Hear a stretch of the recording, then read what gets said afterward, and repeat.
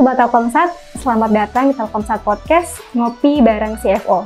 Saya Risti akan menjadi host Anda dalam podcast kali ini dengan judul Kenali Money Habit-mu. Hidup di era informasi seperti saat ini, seringkali membuat kita mendapatkan banyak godaan finansial. Khususnya untuk teman-teman milenial yang lebih terekspos dengan sosial media, apalagi dengan konten yang ramai dengan konten-konten flexing. Kalau tidak pandai mengelola keuangan, bisa bangkrut di masa tua nanti. Apalagi teman-teman milenial ini punya kecenderungan memenuhi kebutuhan gaya hidup daripada kebutuhan primer. Sehingga, apabila tidak memiliki kemampuan keuangan yang baik, maka dapat membahayakan kondisi keuangan di masa depan. Oleh sebab itu, penting banget nih untuk kita mengetahui bagaimana money habit yang baik dan untuk kita belajar membangun money habit yang baik. Bersama saya saat ini ada Direktur Keuangan Telkomsat, Bapak Rizal Ahmad Fauzi, yang akan berbagi tips dan pengalamannya terkait money habit dan bagaimana membangun money habit yang baik. Selamat datang, Pak Rizal. Selamat datang, Mbak Rizky. Apa kabar ya, Pak? Alhamdulillah, baik. Baik, Pak, saat ini kita akan ngobrol tentang money habit. Tapi sebelum itu, saya mau disclaimer dulu ya, karena kita sudah vaksin 3 kali ya, Pak ya.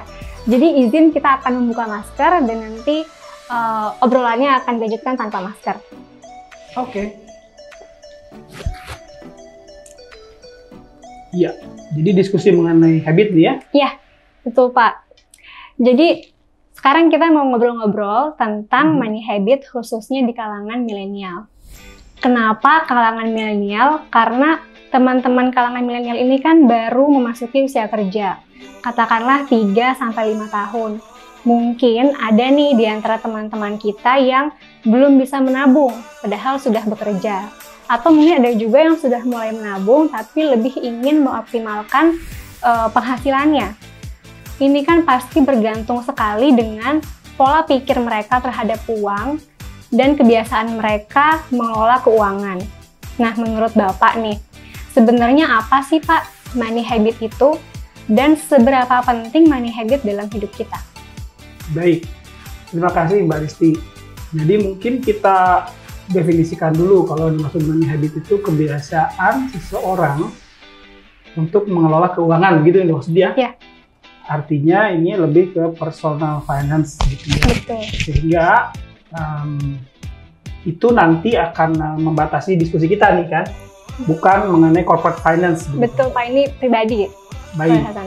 Nah yang kedua, saya disclaimer nih teman-teman, karena saya kan bukan milenial, jadi ini mungkin perspektif saya begitu ya. Jadi kalau tadi pertanyaan mengenai milenial, saya mungkin nggak tahu gitu ya. Cuman perspektif saya berdasarkan beberapa baik bacaan maupun prinsip-prinsip umum yang berlaku dalam keuangan. Baik. Pertama, bahwa pengelolaan keuangan itu baik untuk pribadi, untuk organisasi, dan untuk siapapun, itu pada prinsipnya ada hal-hal yang umum yang dilakukan. Nah, karena pengeluaran ini bersifat rutin, maka habit itu menjadi salah satu hal yang harus kita manage begitu. Karena kalau sudah menjadi habit, itu kan jadi kebiasaan yang berulang. Oleh karena itu sangat penting kita mengenali, kemudian mendefinisikan, dan selanjutnya adalah disiplin terhadap habit tersebut begitu.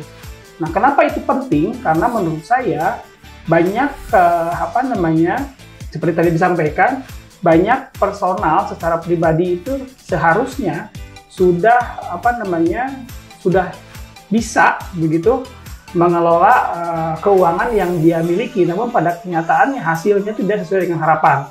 Misalnya selalu merasa kekurangan, apalagi nanti secara jangka panjang, karena ini habit, secara jangka panjang itu ketika pada usia tertentu bukannya bisa memupuk investasi, tapi malah menambah hutang, kan lubang tutup lubang. Kurang lebih seperti itu. Kenapa penting gitu ya? Terima kasih. Baik Pak, kalau bicara money habit, sebenarnya yang dikatakan money habit yang baik itu yang seperti apa? Oke. Kalau menurut saya berangkat dari definisi ya, money habit itu yang baik seperti apa?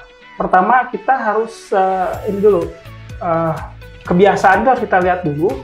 Pertama, tujuannya itu apa? Jadi kita harus kenali dulu tujuan kita terhadap uang ini untuk apa. Gitu.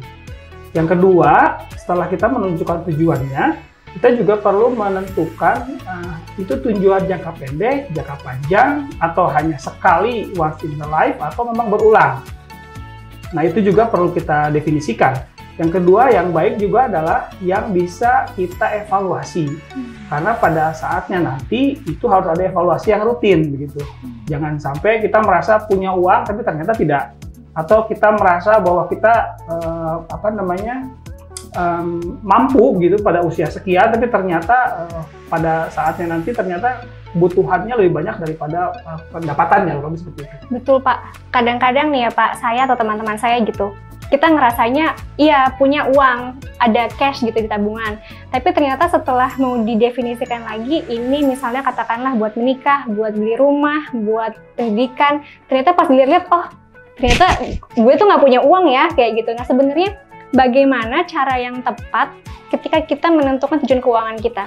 Sehingga tujuan keuangan itu bisa realistis dan juga achievable Pak.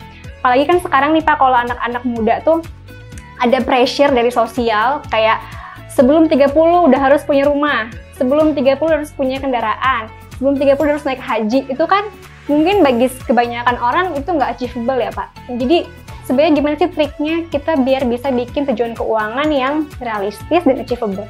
Oke, baik. Nah, pertama, menurut saya memang yang paling utama sebagaimana halnya strategic management gitu, kita harus menentukan dulu tujuannya. Nah, tadi kan kalau misalnya Mbak Risti bilang bahwa sudah ada tujuan, itu satu langkah awal yang bagus. Gitu. Kita list dulu tujuan jangka panjang, misalnya untuk 5 tahun ke depan, 3 tahun ke depan, dan seterusnya. Kemudian yang kedua adalah kita dengan mengenali itu juga harus mengenali diri sendiri. Gitu. Jadi kebutuhan kita sebetulnya yang need kita tuh apa? Want kita apa? Nah, harus dibedakan antara kebutuhan dengan keinginan. Karena kalau misalnya kebutuhan kita makan. Tapi kalau keinginan misalnya nongkrong di Starbucks tiap hari, misalnya, itu kan keinginan. Seperti tadi disampaikan tuh jangan sampai mix antara tujuan udah kita set tentu, kemudian mengenali diri sendiri, mengenali dan menentukan mana need, mana want.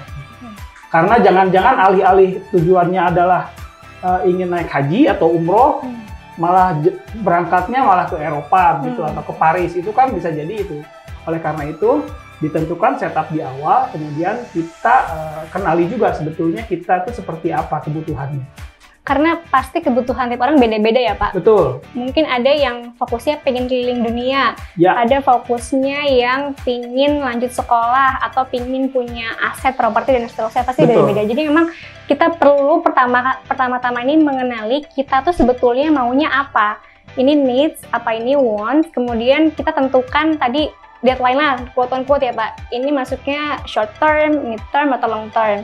Baru nanti kita lakukan untuk perencanaan keuangan kita. Kalau misalnya kita katakanlah mau jalan-jalan, itu mungkin masuknya kategori short term gitu ya Pak.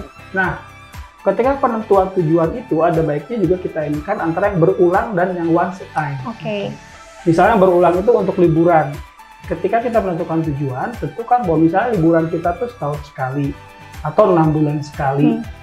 Atau juga teman-teman yang menentukan tujuan berdasarkan budget. Misalnya 6 bulan sekali budget saya untuk leisure sekian. Nah itu monggo ditentukan pada tujuan. Yang kedua, setelah mengenali tujuan tadi, kita kenali kemampuan kita. Jadi kenali kemampuan kita, kebutuhannya apa, kemudian pendapatannya berapa. Nah setelah itu baru kita disiplin terhadap itu. Berarti setelah kita punya tujuan keuangan, langkah selanjutnya adalah mungkin budgeting gitu ya Pak ya? Boleh katakan begitu. Budgeting. Jadi atau mungkin kita juga bisa melakukan financial check up ya Pak. Saat ini kita sudah punya hutang kah? Atau kemudian karena kan ketika kita mau melakukan tujuan keuangan itu kita juga harus assess tuh kewajiban kita tiap bulan tuh harusnya bayarnya apa, baru nanti kita bisa nabung gitu maksudnya. Jadi maksud saya gini, kalau tadi kan disampaikan asumsi saya ketika teman-teman mulai bekerja itu tidak punya utang gitu ya. Jadi yang ada adalah kebutuhan dan keinginan. Nah, jadi kebutuhannya apa, keinginannya apa, Nah, baru kan dari situ kita mengukur ya. Kalau misalnya ingat budgeting kan seolah kayak perusahaan gitu ya. Jadi intinya kita cash in-nya berapa, masuknya sebulan pendapatannya berapa sih? Nah, tentu pengeluaran kita harus kita sesuaikan. Nah, dari situ baru kemudian kita berjalan habit-nya tadi kan. Habit-nya bisa per bulan, per tahun, dan seterusnya. Nah, kemudian secara periodically memang harus ada kayak kesehatan, ada general check up begitu. Nah, sejauh mana kita disiplin, sejauh mana kita melenceng-melenceng gitu, dan sehingga nanti bagaimana kuratifnya. Secara umum kurang lebih seperti itu. Oke, baik Pak. Sedikit lagi ya Pak, tadi kita udah bahas tentang good money habit, sudah dibahas cara-cara step-stepnya seperti apa.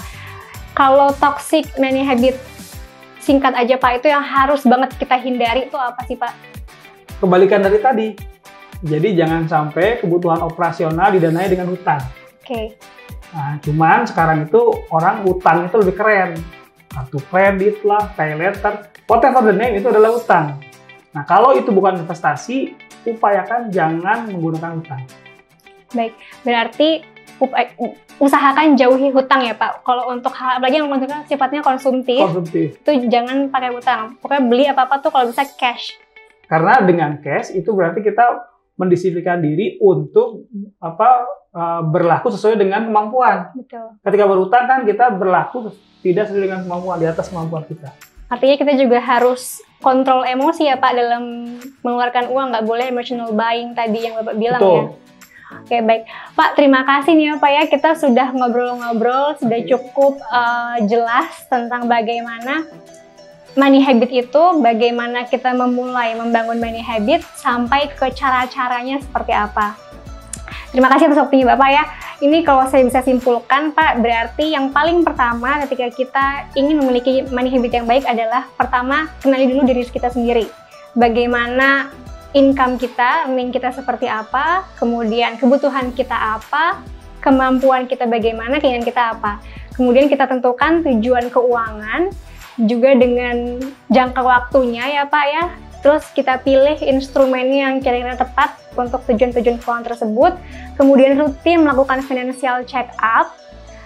Dan intinya adalah harus bisa kontrol diri kita sendiri dalam mengelola keuangan. Nggak boleh emosional, nggak boleh impulsif.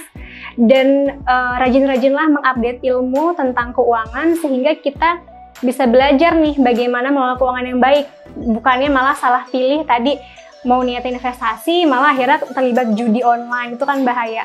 Maka teman-teman juga perlu banget mengupdate diri kita tentang literasi keuangan yang baik.